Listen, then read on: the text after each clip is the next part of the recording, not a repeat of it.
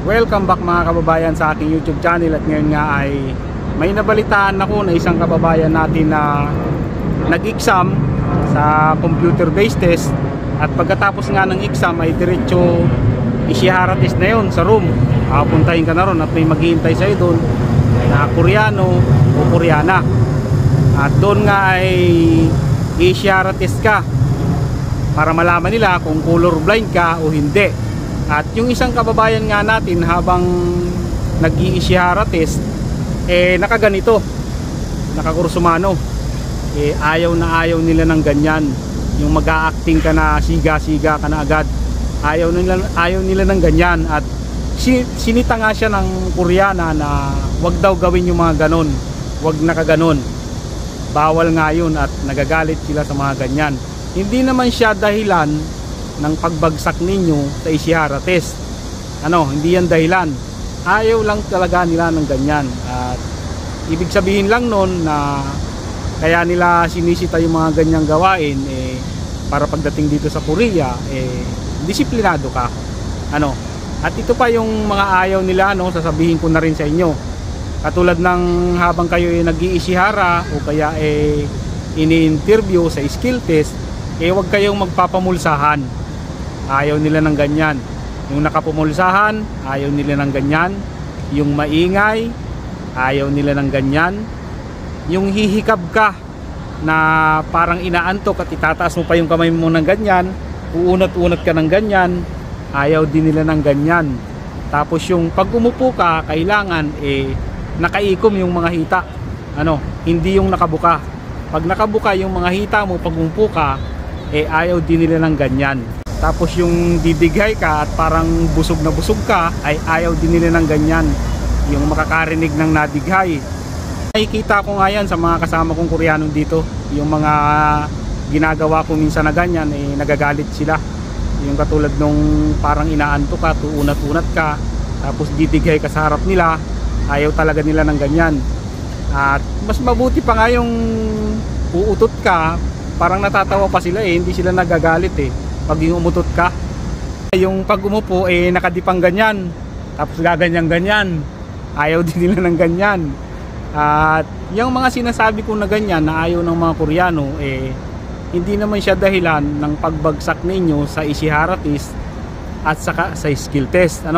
Ayaw lang talaga nila ng ganyan. Baka mamaya pumasa ka sa exam at may nagawa kang mga ganyang bagay at sinita ka nga ng Koreana, baka pag uwi mo ng bahay mag-iisip ka ngayon na baka sinita ako ng Koreana kasi nakapamulsahan ako habang nag-i-Ishihara test. Nag-iisip ka ngayon na baka yun yung dahilan ng pagbagsak mo. Pero hindi naman, hindi ka naman babagsak sa mga ganon. At hanggat maaari, kung ayaw mong mag-isip na may gumugulo sa utak mo tungkol sa ganong ginawa mo, wag na lang gawin.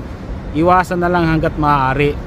Hanggat nandiyan pa kayo sa Pilipinas at nag-a-apply kayo dito sa South Korea, pagdating man sa exam, sa Ishihara test at saka sa skill test, iwasan nyo na lang yung mga ganyang ginagawa ninyo.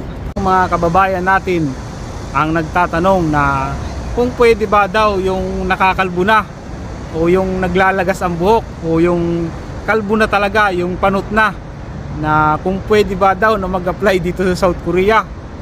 May mga kababayan tayo nagtatanong tungkol sa ganyan. Walang problema mga kababayan, kahit kayo ay panot, basta pasok kayo sa age limit, walang problema yan. Ako nga, umalis ako dyan sa Pilipinas, panot na talaga ako tingnan nyo yung alien card ko dito, nakikita nyo yan dyan na talagang wala na akong buhok. Wala na talaga akong buhok dyan, nakikita nyo dyan. Nung nag-umpisa akong mag-aral ng Korean language, talagang lagas na talaga buhok ko nun.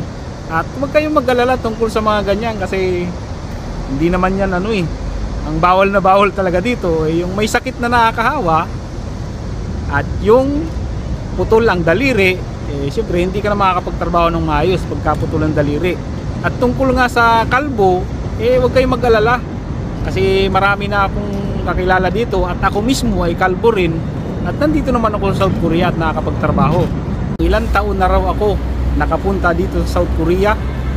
38 years old na ako mga kabayan nang nakapagtrabaho ako dito sa South Korea. nagka-employer ako ay 38 years old. At simula nung nagka-employer ako May 30. Nag-contract transfer ko ay May 31. Tapos pagdating ng July 5 ay nakalipad na ako. Napakabilis lang. Mahigit isang buwan lang simula nang nagka-employer ako ay nakaalis na agad ako. At huwag kayong mag-alala, yung mga 37 years old dyan na nag-aaral ng Korean language, at sana pagdating ng registration 37 years old pa rin kayo.